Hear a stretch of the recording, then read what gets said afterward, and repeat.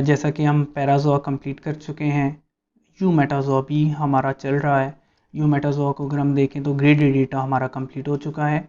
Bilateria में हम लोगों ने एसिलोमेट्स को भी स्टडी कर लिया और उसके बाद हम सूडोसिलोमेट्स को देख रहे हैं और सूडोसिलोमेट्स में हमने नीमाटोड्स को देखा था। ये भी यहाँ तक हमारा कंप्लीट हो जाता है। तीसरी जो हमारे पास कैटेगरी है वो सिलोमेट्स की है और सिलोमेट्स हम जानते हैं इनको दो कैटेगरीज में डिवाइड किया जा सकता है। एक हमारे पास प्रोटोस्टोम्स होते हैं और दूसरे ड्यूटेरोस्टोम्स होते हैं। जो प्रोटोसोम्स हैं पहले हम इनको डिस्कस करेंगे और इनका जो पहला फाइलम है वो आज हम स्टडी करेंगे जो कि एनिलिडा है। तो स्टार्ट करते हैं। एनिलिडा। एनिलिडा के अगर जनरल कैरेक्टर्स को हम देखें तो एनिलिडा का मतलब ये है लिटिल रिंग, यानी कि ये रिंग्स की फॉर्म में मौजूद होते हैं और कॉमनली कॉल्ड एनालिड्स। इनको कॉमनली एनालिड्स का नाम दिया जाता है। ये ट्रिप्लोब्लास्टिक होते हैं। ट्रिप्लोब्लास्टिक का क्या मतलब है कि एम्ब्रियोनिक लाइफ साइकिल में ये 3 लेयर्स बनाते हैं, एक्टोडर्म, मेसोडर्म एंड एंडोडर्म। ये सिलोमेट्स होते हैं जैसा कि अभी हमने देखा है, क्योंकि हम लोग अब सिलोमेट्स को स्टडी कर रहे हैं। तो अब के बाद आने वाले तमाम जो फाइलम होंगे वो तमाम के तमाम सिलोमेट्स ही होंगे। इनके अंदर बाइलेटरल सिमेट्री पाई जाती है। बाइलेटरल सिमेट्री क्या होती है कि अगर हम एक स्पेसिफिक एंगल से ऑर्गेनिज्म को 2 हिस्सों में कट करें तो हमें मिरर इमेजेस मिलने चाहिए। जैसा कि अगर हम ऑर्गेनिज्म, ये जो हमारे पास ऑर्गेनिज्म मौजूद है, इसके छोटे से सेक्शन को ले लें और यहाँ से हम इसको कट करें तो हमें जो 2 हिस्से मिलेंगे वो दोनों एक दूसरे का मिरर इमेज होंगे। That's why we call it bilateral symmetry.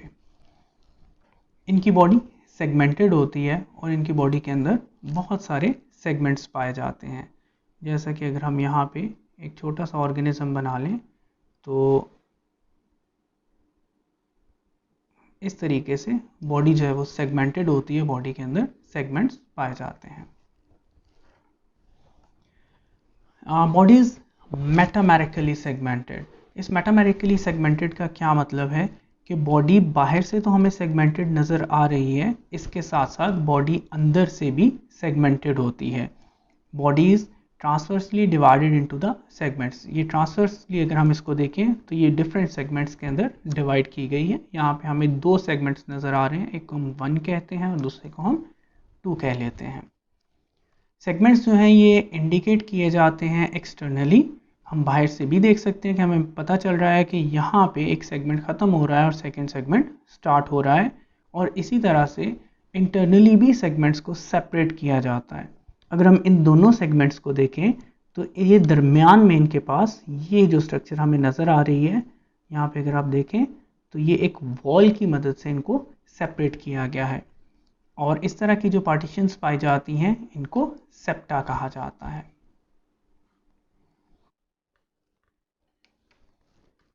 जैसा कि इस इमेज में हम देख सकते हैं कि डाइजेस्टिव ट्यूब को दिखाया गया है और बॉडी के एंटीरियर एंड से पोस्टीरियर एंड तक थ्रू आउट एक ही ट्यूब मौजूद है।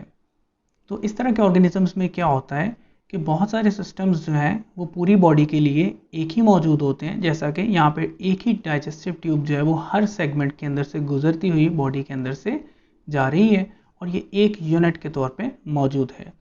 जबकि बहुत सारे सिस्टम्स जो होते हैं वो हर सेगमेंट के अपने होते हैं। जैसा कि हम आगे चल के देखेंगे कि जो एक्सक्रीटरी सिस्टम होता है वो ऑलमोस्ट हर सेगमेंट के अंदर उसके लिए अलग से ऑर्गन्स पाए जाते हैं। हैबिटेट की अगर बात की जाए तो हमारे पास डिफरेंट हैबिटेट्स के अंदर एनालिड्स मौजूद होते हैं। सबसे पहले अगर हम मेरीन की बात करें तो मेरीन के अंदर नेरियस हमारे पास एग्जांपल आ जाती है। देन फ्रेश वाटर के अंदर स्टाइलेरिया आ जाते हैं। डैम्प सॉइल के अंदर अर्थवर्म मौजूद होते हैं। पैरासाइट्स के तौर पे जो ऑर्गेनिजम्स मौजूद हैं उनमें हाइरूडो यानी कि लीच जो है वो मौजूद होती है। तो इस तरह से ये डिफरेंट हैबिटेट्स के अंदर रह सकते हैं। मेरीन के अंदर भी मौजूद होते हैं, फ्रेश वाटर के अंदर भी पाए जाते हैं, टेरेस्ट्रियल हैं यानी कि सॉइल के अंदर मौजूद हो सकते हैं, या फिर किसी दूसरे ऑर्गेनिज्म के अंदर भी मौजूद हो सकते हैं as a parasite. Digestive system की अगर बात की जाए तो एलिमेंट्री कैनाल जो है इसको डिफरेंट हिस्सों में डिवाइड किया जाता है। जैसा कि हम यहाँ पे अगर पूरी एलिमेंट्री कैनाल की ट्यूब को देखें तो इस ट्यूब के अंदर डिफरेंट ऑर्गन्स पाए जाते हैं। यहाँ पे अगर हम देखें तो यहाँ पे अगर मैं मार्किंग से शो करूँ तो हम इसको डिफरेंट ख़ास हिस्सों के अंदर डिवाइड कर सकते हैं जिनके डिफरेंट नेम्स हैं और इनके डिफरेंट फंक्शंस हैं।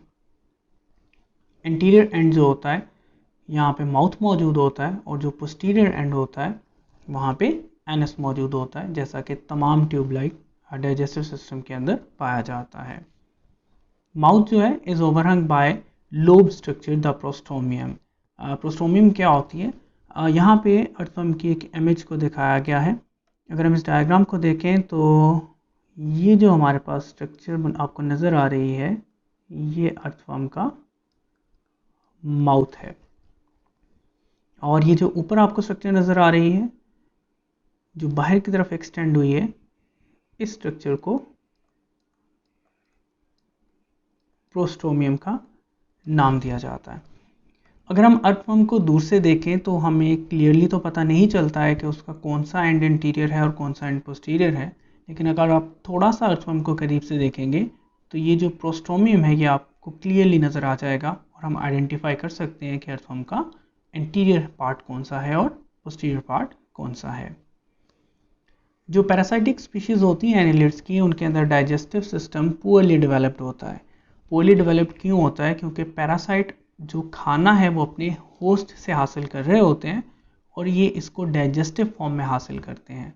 क्योंकि ये खाना पहले से ही डाइजेस्ट हो चुका हुआ है, इसीलिए इनको किसी ख़ास डाइजेस्टिव सिस्टम की ज़रूरत नहीं होती है, जिसकी वजह से पैरासाइटिक स्पीशीज़ का जो डाइजेस्टिव सिस्टम है उसकी डेवलपमेंट इतने अच्छे तरीके से नहीं करवाई जाती, वो पुअरली डेवलप्ड होता है। चूँकि ये सिलोमेट्स हैं, इनके पास सिलोम पाई जाती है, इसीलिए इनको सिलोमेट्स कहा जाता है। और यहाँ पे अगर हम सिलोम को देखें तो सिलोम क्या है, इनके पास ट्रू सिलोम पाई जाती है।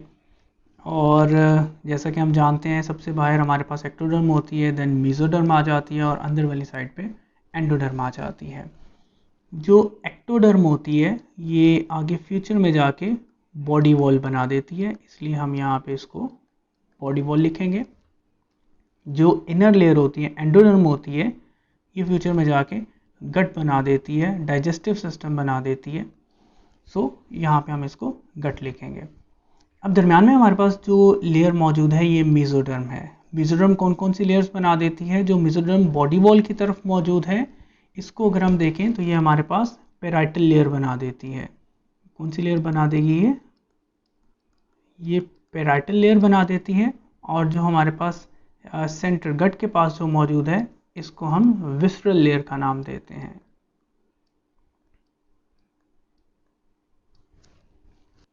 ये हमारे पास विसरल लेयर बना देती है। अब अगर हम इन दोनों के दरम्यान में देखें, यानी कि पेराइटल लेयर के और विसरल लेयर के दरम्यान में देखें, तो जो वाइट सेक्शन मौजूद है ये हमारे पास सेलोम है। अब हम इस लाइन को पढ़ते हैं ताकि आप क्लियरली इसको समझ सकें। मेसोडर्म जो है वो स्प्लिट हो जाती है। किन चीज़ों में स्प्लिट होती है? आउटर साइड पे वो पेराइटल लेयर बना देती है, जैसा कि हमने यहाँ पे देखा आउटर साइड पे उसने पेराइटल लेयर बना दिया विच अंडरलाइंस द बॉडी वॉल, जो किसके साथ मौजूद है, किसको अंडरलाइन कर रही है? बॉडी वॉल को। एंड विसरल लेयर, और अंदर वाली साइड पे उसने क्या बना दिया है? विसरल लेयर को बना दिया है which covers the alimentary canal, जिसने किस चीज़ को कवर किया हुआ है? एलिमेंट्री कैनाल, यानी कि हमारा जो गट है, जो डाइजेस्टिव सिस्टम है, उसको उसने कवर किया हुआ है। और इन दोनों के दरमियान में and the cavity between them is the true coelom, और इन दोनों के दरमियान में कैविटी पाई जाती है जिसको हमने किस चीज़ का नाम दिया है? ट्रू कैविटी सेलोम का नाम दिया है। इस सेलोम के अंदर फ्लूइड पाया जाता है जिसको हम सेलोमिक फ्लूइड कहते हैं। ये सेलोमिक फ्लूइड जो है वो किस काम आता है? सेलोमिक फ्लूइड जो है ये एक हाइड्रोस्टैटिक प्रेशर क्रिएट करता है और ये ऑर्गेनिज्म के स्केलेटन का काम करता है। यहाँ पे हमारे पास जो गैप मौजूद है, इस गैप के अंदर ये फ्लूइड पाया जाता है और इस फ्लूइड की वजह से इस ऑर्गेनिज्म को शेप मिलती है इसके प्रेशर की वजह से, और इस प्रेशर को हम हाइड्रोस्टैटिक स्केलेटन कहते हैं।